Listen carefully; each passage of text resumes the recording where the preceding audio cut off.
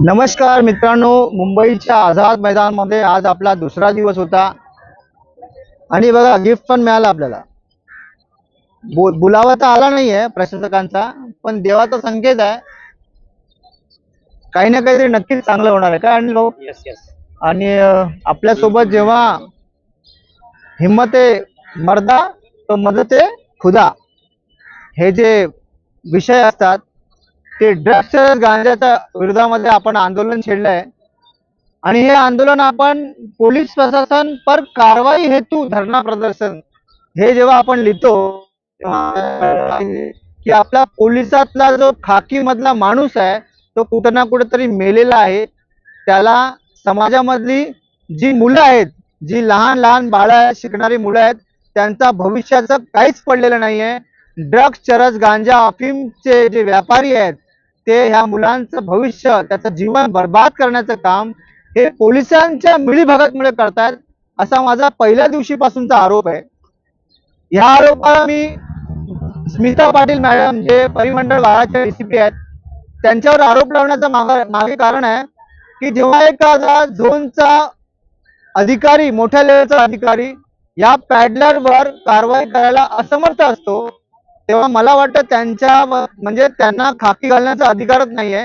जर तुम्ही अशा गुंड्यांना, पॅडलरना हप्ता वसूल करून जर त्यांना संरक्षण देत असाल तर तुमच्यासारख्या पोलिसांमुळे पोलीस डिपार्टमेंटचं नाव खराब होतंय।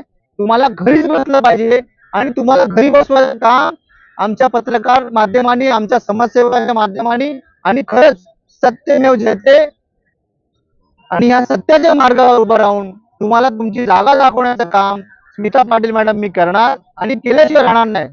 हा जो धरणा आहे तो निरंतर चालू राहणार आहे जोपर्यंत झोन 12 चे डीसीपी स्मिता पाटील यांचं निलंबन होत नाही आणि मुंबईच्या पोलिसांची विजय होत नाही। कारण अशा लोकांमुळे पोलीस डिपार्टमेंटचं काम नाव खराब होतंय आणि मला माझ्यासारख्या माणसाला पोलिसांच्या विरुद्ध बोलायला लागतंय। याला जबाबदार स्मिता पाटील मॅडम आहेत आणि महाराष्ट्राचे मुख्यमंत्री, उपमुख्यमंत्री, गृहराज्यमंत्री आणि पोलीस आयुक्त यांनी यांच्यावर कारवाई करावी अशी एक मागणी घेऊन आपण या आझाद मैदानामध्ये धरणा आंदोलन करत आहोत आणि करू। ही जोपर्यंत मागणी होत नाही, पूर्ण होत नाही तोपर्यंत रोज मी येणार आणि स्मिता पाटील मॅडमच्या विरोधामध्ये कारवाईची मागणी करणार, त्याला निलंबित करण्याची मागणी करणार।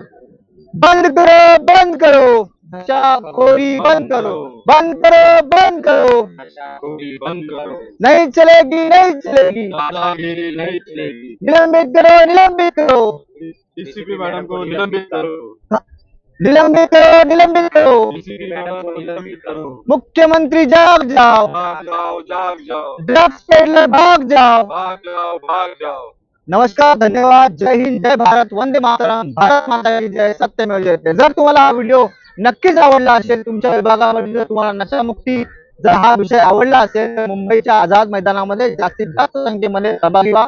जर सहभागी होण्यासाठी घाबरतायत हा व्हिडिओ शेअर करा, लोकांपर्यंत पोहोचवा, कमेंट करा आणि तुमच्या विभागामध्ये जर कोण पॅडलर असेल जो ड्रग्स, चरस, गांजा, अफीम किंवा एमडी सारखे नशेचे पदार्थांची विक्री करत असेल तर आम्हाला आमच्या या नंबरवर जो स्क्रोलिंगवर नंबर चाललाय, वरती नंबर चाललाय त्याच्यावर फोन करा। तुमचं नाव गुपित ठेवलं जाईल। पोलिसांकडे जायची भीती वाटत असेल तर पत्रकार राजेश पांडेंना संपर्क करा। धन्यवाद।